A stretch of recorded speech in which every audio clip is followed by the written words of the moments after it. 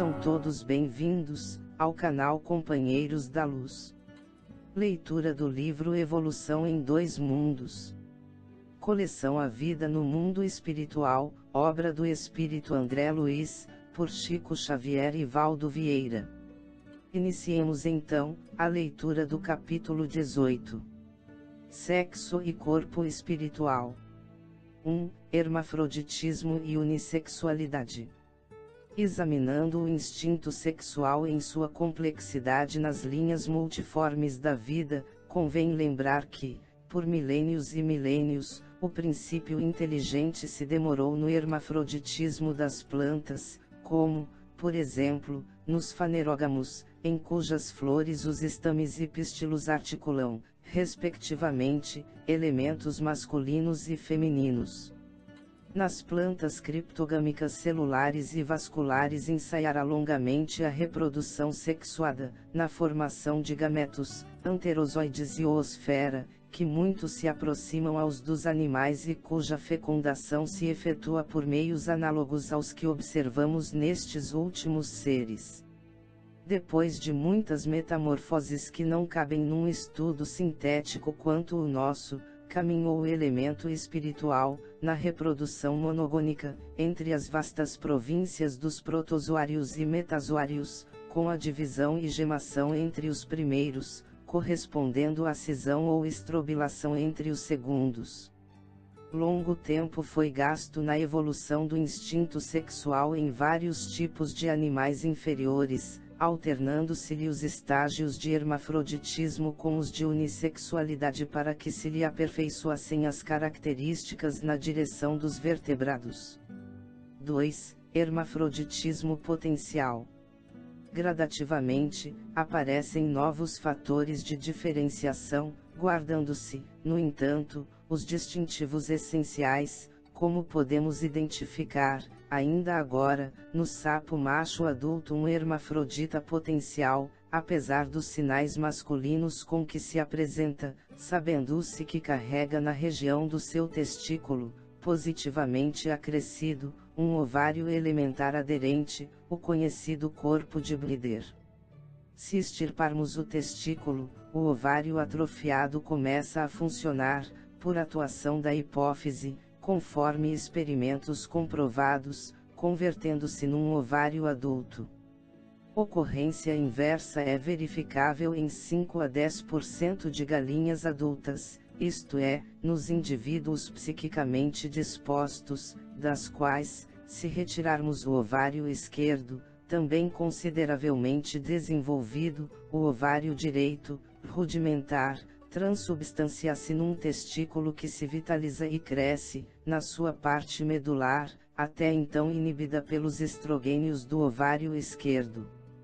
Nesse fenômeno, aumenta-se-lhes a crista, cantam tipicamente à maneira do galo e adotam-lhe a conduta sexual masculina. Registramos esses fatos para demonstrar que entre todos os vertebrados e muito particularmente no homem, herdeiro das mais complicadas experiências psíquicas, nos domínios da reencarnação, apenas os caracteres morfológicos dos implementos sexuais estão submetidos aos princípios da genética. Isso porque não é só a figuração das glândulas sexuais que se mostra bipotencial até certo ponto, pois todo o cosmo orgânico é suscetível de reagir aos hormônios do mesmo sexo ou do sexo contrário, segundo as disposições psíquicas da personalidade. 3. Ação dos hormônios. Atingindo inequívoco progresso em seus estímulos, o corpo espiritual, desde a protoforma psicossômica nos animais superiores até o homem, conforme a posição da mente a que serve, determina mais ampla riqueza hormonal. As glândulas sexuais que então mobiliza são mais complexas.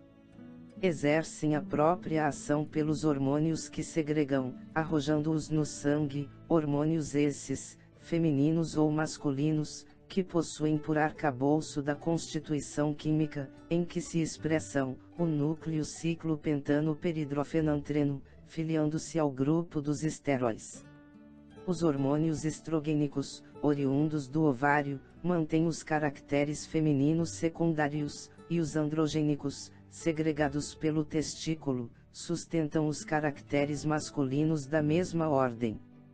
Produzem ações estimulantes e inibitórias, todavia, como atendem necessariamente a impulsos e determinações da mente, por intermédio do corpo espiritual, incentivam o desenvolvimento ou a maneira de proceder da espécie, mas não os origina.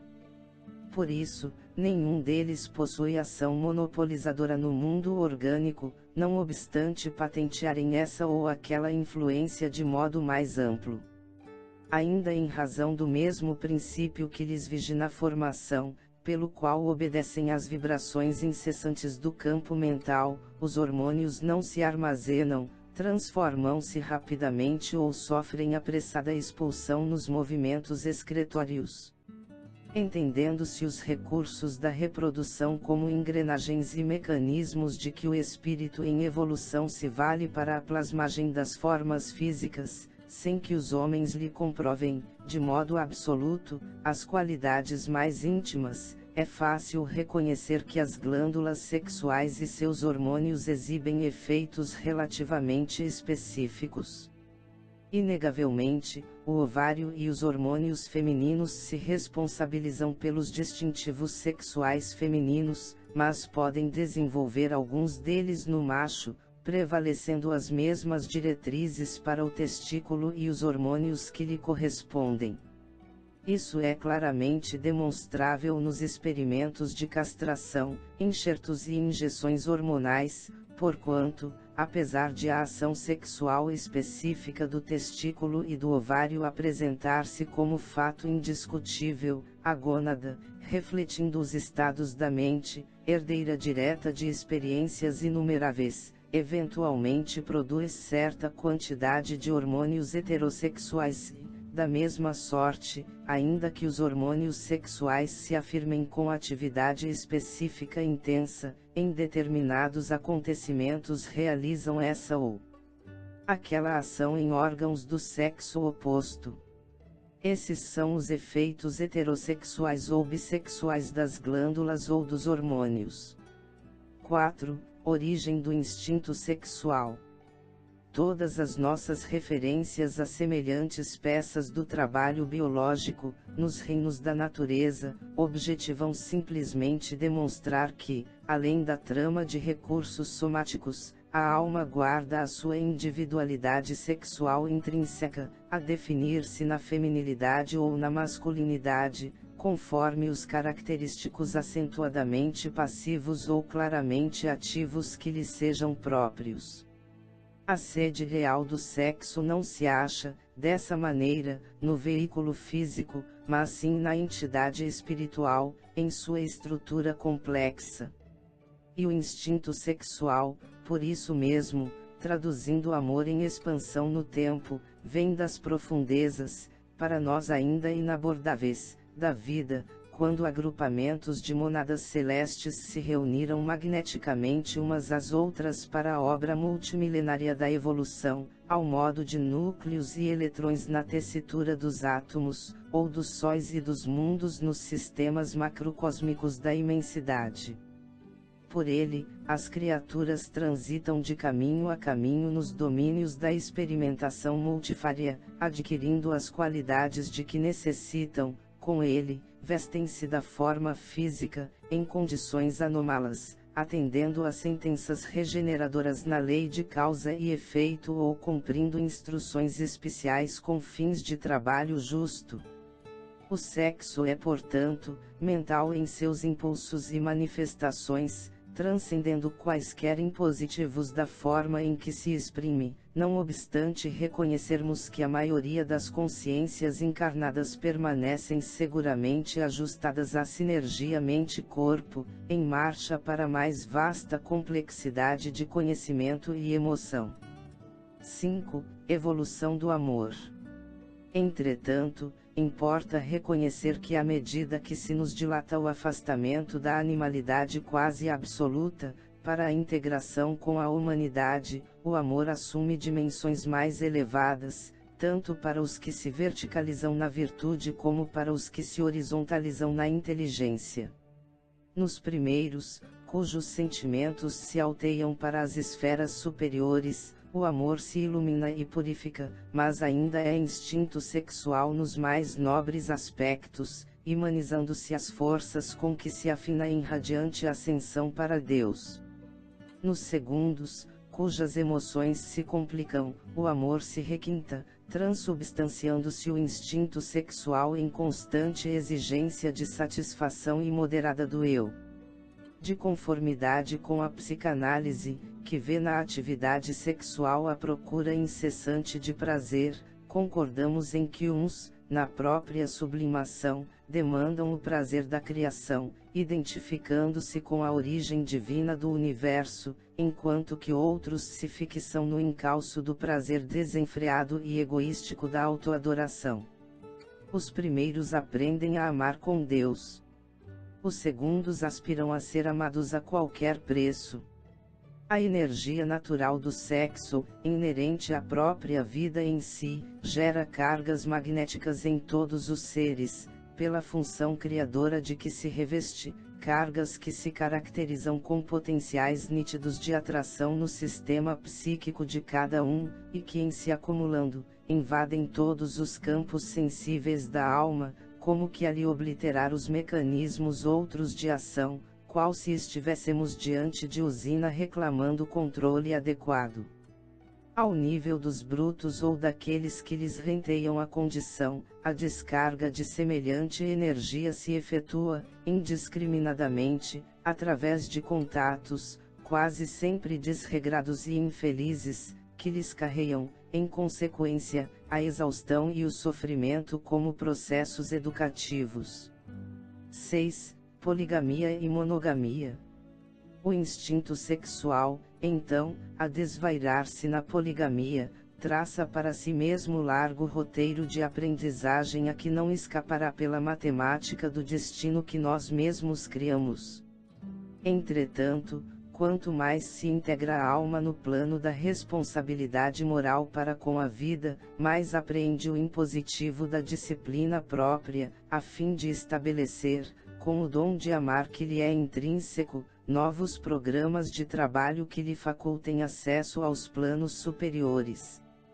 O instinto sexual nessa fase da evolução não encontra alegria completa senão em contato com outro ser que demonstre plena afinidade, porquanto a liberação da energia, que lhe é peculiar, do ponto de vista do governo emotivo, solicita compensação de força igual, na escala das vibrações magnéticas. Em semelhante eminência, a monogamia é o clima espontâneo do ser humano, de vez que dentro dela realiza, naturalmente, com a alma eleita de suas aspirações a união ideal do raciocínio e do sentimento, com a perfeita associação dos recursos ativos e passivos, na constituição do binário de forças, capaz de criar não apenas formas físicas, para a encarnação de outras almas na Terra, mas também as grandes obras do coração e da inteligência, suscitando a extensão da beleza e do amor, da sabedoria e da glória espiritual que vertem, constantes, da criação divina. 7. Alimento espiritual. Há, por isso, consórcios de infinita gradação no plano terrestre e no plano espiritual, nos quais os elementos sutis de comunhão prevalecem acima das linhas morfológicas do vaso físico, por se ajustarem ao sistema psíquico, antes que as engrenagens da carne, em circuitos substanciais de energia. Contudo, até que o espírito consiga purificar as próprias impressões, além da ganga sensorial, em que habitualmente se desregra no narcisismo obcecante, valendo-se de outros seres para satisfazer a volúpia de hipertrofiar-se psiquicamente no prazer de si mesmo, numerosas reencarnações instrutivas e reparadoras se lhe debitam no livro da vida, porque não cogita exclusivamente do próprio prazer sem lesar os outros, e toda vez que lesa alguém abre nova conta resgatável em tempo certo. Isso ocorre porque o instinto sexual não é apenas agente de reprodução entre as formas superiores, mas, acima de tudo, é o reconstituinte das forças espirituais, pelo qual as criaturas encarnadas ou desencarnadas se alimentam mutuamente, na permuta de raios psíquico-magnéticos que lhes são necessários ao progresso. Os espíritos santificados, em cuja natureza superevolvida o instinto sexual se diviniza, estão relativamente unidos aos espíritos glorificados, em que descobrem as representações de Deus que procuram, recolhendo de semelhantes entidades as cargas magnéticas sublimadas, por eles próprios liberadas no êxtase espiritual. De outro lado, as almas primitivas comumente lhe gastam a força em excessos que lhes impõem duras lições. Entre os espíritos santificados e as almas primitivas, milhões de criaturas conscientes, viajando da rude animalidade para a humanidade enobrecida, em muitas ocasiões se arrojam a experiências menos dignas, privando a companheira ou o companheiro do alimento psíquico a que nos reportamos, interrompendo a comunhão sexual que lhes alentava a euforia, e, se as forças sexuais não se encontram suficientemente controladas por valores morais nas vítimas, surgem, frequentemente, longos processos de desespero ou de delinquência. 8. Enfermidades do instinto sexual. As cargas magnéticas do instinto, acumuladas e desbordantes na personalidade, a falta de sólido socorro íntimo para que se canalizem na direção do bem, obliteram as faculdades, ainda vacilantes, do discernimento e, à maneira do esfaimado, alheio ao bom senso, a criatura lesada em seu equilíbrio sexual costuma entregar-se à rebelião e à loucura em síndromes espirituais de ciúme ou despeito. A face das torturas genésicas a que se vê relegada, gera aflitivas contas kármicas a lhe vergastarem a alma no espaço e a lhe retardarem o progresso no tempo.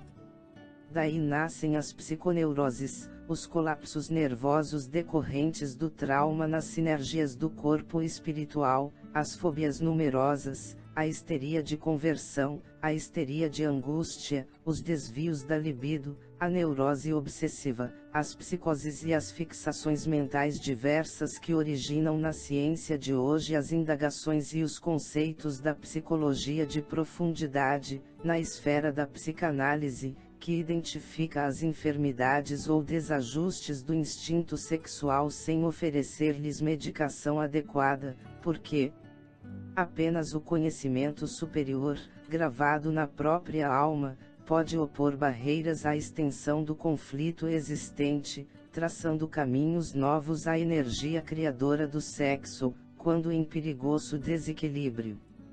Desse modo, por semelhantes rupturas dos sistemas psicossomáticos, harmonizados em permutas de cargas magnéticas afins, no terreno da sexualidade física ou exclusivamente psíquica, é que múltiplos sofrimentos são contraídos por nós todos, no decurso dos séculos, porquanto, se forjamos inquietações e problemas nos outros, com o instinto sexual, é justo venhamos a solucioná-los, em ocasião adequada, recebendo por filhos e associados de destino, entre as fronteiras domésticas, todos aqueles que constituímos credores do nosso amor e da nossa renúncia, atravessando, muitas vezes, padecimentos inomináveis para assegurar-lhes o refazimento preciso.